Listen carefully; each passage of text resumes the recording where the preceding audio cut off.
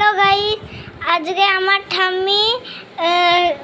আমার ঠাম্মি সুজি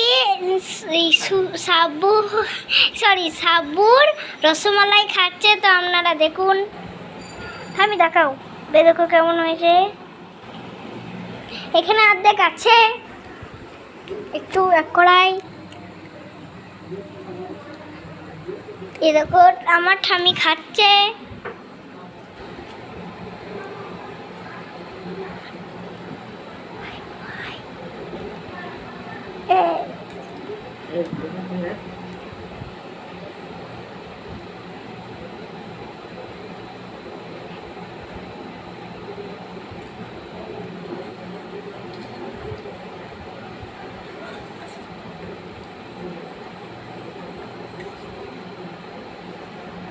তো গাইস